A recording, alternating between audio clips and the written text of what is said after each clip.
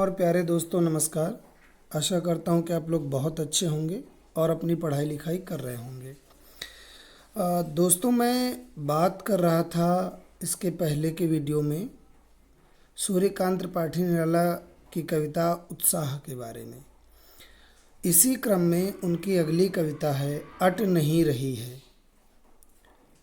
फागुन के मनमोहक सौंदर्य, फागुन के मनमोहक दृश्य पर आधारित यह कविता आज हम लोग पढ़ेंगे। तो आइए, मैं हूँ शैलेंद्र, ज्ञान मंजरी में आपका स्वागत है। प्रारंभ करते हैं ये वाली कविता। कविता के बारे में सबसे पहले हम जान लेते हैं। प्रस्तुत कविता में कवि ने फागुन का मानवीकरण किया है। फागुन यानी फरवरी मार्च के महीने में वसंत ऋतु का आगमन जब होता है तभी का यह दृश्य यहाँ पर रखा गया है। इस ऋतु में पुराने पत्ते झड़ जाते हैं और नए पत्ते आते हैं। रंग बिरंगे फूलों की बहार छा जाती है और उसकी सुगंध से सारा वातावरण महक उठता है। कवि को ऐसा लगता है कि मानो फागुन के सांस लेने पर सब जगह सुगंध फैल गई हो। वह चाह कर भी अपनी आंखें इस प्राकृतिक सौंदर्य से हटा नहीं पाता, प्राकृतिक सुंदरता से अपनी आंखें हटा नहीं पाता। यही इस कविता की केंद्रीय भूमि है, केंद्रीय भूमिका है, केंद्रीय प्रस्तावना है, उसका मूल भाव है। तो आइए अब कविता पढ़ते हैं और देखते हैं कि उसमें क्या क्या दिया गया है। अट नहीं रही है आभा फागुन की, तन सट नहीं रही है। कहीं सांस लेते हो घर घर भर देते हो। उड़ने को नभ में तुम पर पर कर देते हो। आँख हटाता हूँ तो हट नहीं रही है,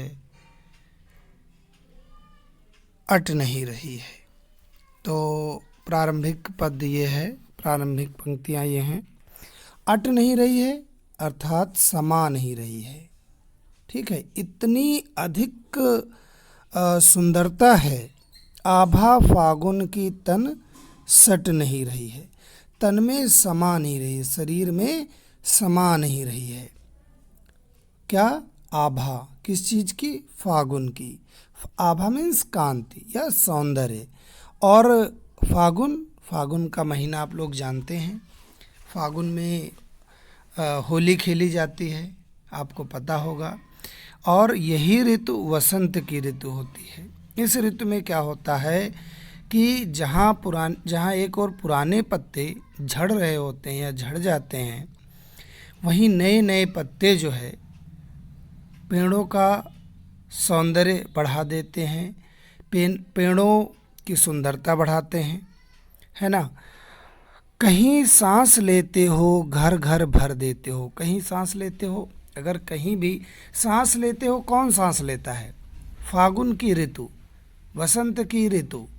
और उस ऋतु में जो हवाएं चलती हैं, जो सुगंध से भरी हुई पवन चलती है, तो उसी को कवि कह रहा है कि कहीं सांस लेते हो घर घर भर देते हो। हर एक घर में सुगंध का प्रसार हो जाता है, सुगंध फैल जाती है, भीनी भीनी गंध फैल जाती। क्यों भीनी भीनी गंध फैल जाती है? क्योंकि उस समय फूल भी खिल रहे होते हैं। वसंत ऋतु में, फागुन की ऋतु में फूल भी खिल रहे होते हैं और वो फूल जो हैं जब महकते हैं तो उनकी खुशबू से घर घर भर जाता है, पूरा घर भर जाता है, हर एक घर भर जाता है। उड़ने को नभ में तुम पर पर कर देते हो। आँख हटाता हूँ तो हट नहीं रही है। उड़ने को नभ में तुम पर पर कर देते हो। ऐसा प्रतीत होता है कि तुम आकाश में उड़ रहे हो या उड़ना चाहते हो, और पर कर देते हो। पर मीन्स एक तरीके से ये थोड़ा सा कह सकते हैं कि नाद सौंदर्य में भी आ जाएगा, आवाज़ के लिए भी हो सकता है। और दूसरा कि पर मीन्स पंख भी होता है। तो उड़ने पर जो आवाज़ होती है या उड़ने का जो भाव है, तो आप आकाश में उड़ करके भी मन मोह लेते हो। देखिए सुगंध है, सौंदर्य है, ये वास्तव में ऐसा तो है नहीं कि जहाँ पे टिका है वहीं पे टिका है, वहीं पे रुका हुआ है। भाई सौंदर्य तो जितनी आंखें देखेंगी उतनी आंखों में उसका प्रसार होगा, उतनी दूर जहाँ तक दिखेगा वहाँ तक उसका प्रसार होगा, वहाँ तक उसका फैलाव होगा।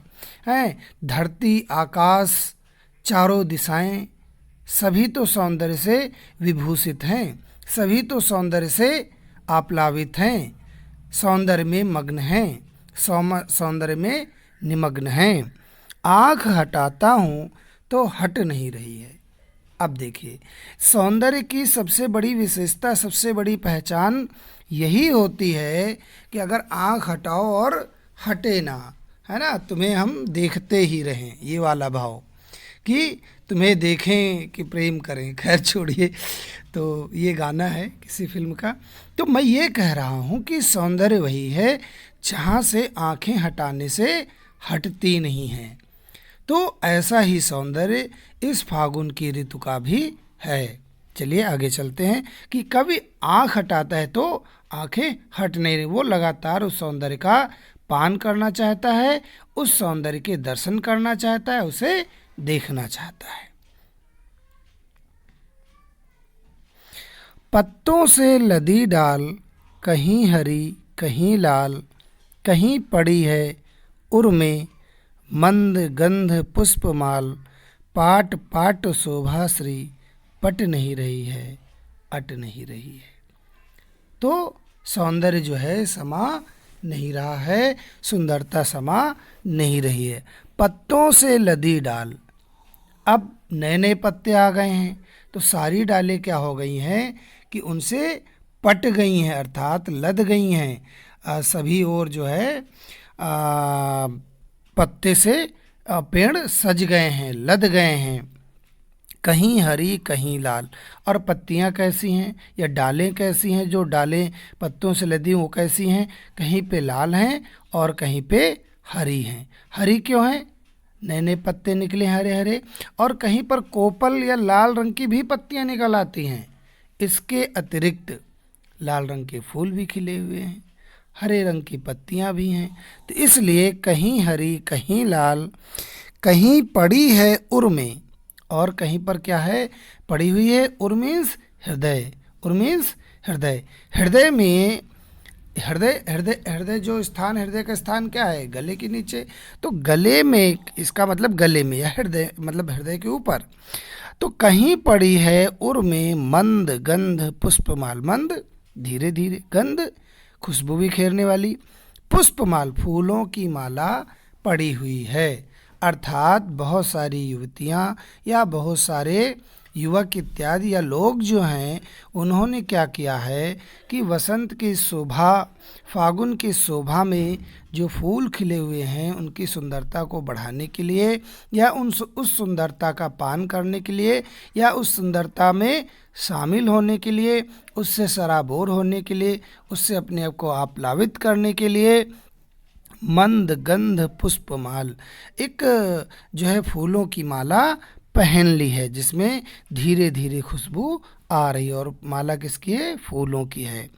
पाट पाट शोभाश्री पट न रही, पाट पाट हर जगह पर ही, जहाँ देखो वहीं शोभाश्री सौंदर्य पट नहीं रही है, अर्थात पाटने से पटेगी नहीं। पाटने का मतलब है उसे ढक देना, छुपा देना, है ना। तो पट नहीं रही अर्थात कितना भी उसे छुपाओ, कितना ही उसे ढको, वो पटेगी नहीं, अर्थात ढकेगी नहीं, है ना। जिसे कहते हैं गड्ढा पाट दो, आपने सुना होगा। तो उसे कितना भी करो पट नहीं रही है, अमा नहीं रही है। अमाना जानते हो ना, है ना, कि समा नहीं रही है। तो पाट पाट शोभाश्री पट नहीं रही है, अट नहीं रही है। तो बहुत ही कह लीजिए कि इस कविता में मन के जो भाव हैं, देखिए इस कविता का अर्थ बताना बड़ा मुश्किल हो, क्योंकि वास्तव में जो लिखा है बस उतना ही लिखा हुआ है, ठीक है। क्योंकि देखिए ये मन के छायावादी कविताओं की, मैंने इसके पहले आपसे जिक्र किया था कि जो निराला जी हैं वो छायावाद के 4 स्तंभों में से एक हैं। जो छायावाद के प्रमुख कवि हैं, तो उन्होंने क्या किया है कि छायावाद की विशेषता है कि मन के भावों को अभिव्यक्त करना, मन में जो चित्र बना है। खैर ये लगभग सभी युगों में हुआ है, लेकिन छायावाद की ये प्रमुख विशेषता रही है कि प्रकृति का मानवीकरण करना, प्रकृति से उसका सामंजस्य बिठाना और हूबहू मन की बात को प्रकृति में देखना और कविता में उतारना। तो ये कविता थी। तो चलिए, और अगर आपको कविता पसंद आई तो लाइक कीजिएगा, है ना, कहने की ज़रूरत नहीं। लेकिन हाँ, सबसे मुख्य बात इसमें ये मैं कहूँगा कि कई बच्चे ये कहते हैं कि उन्हें वीडियो का लिंक भेज दीजिए, वीडियो नहीं मिल रहा है। एकदम सिंपल स्टेप है, आप यूट्यूब में सर्च कीजिए ज्ञान मंजरी शैलेंद्र, और जो चैनल आता है उसे सब्सक्राइब कीजिए आपको, और बेल आइकॉन अगर प्रेस कर लेंगे तो आपको हर वीडियो की नोटिफिकेशन अपने आप मिल जाएगी, है ना। नेट ऑन करोगे, नोटिफिकेशन आ जाएगा आपके पास, तो आप वो वीडियो देख सकते हो। तो चलिए, मिलते हैं अगले वीडियो में, और तब तक के लिए धन्यवाद आपको।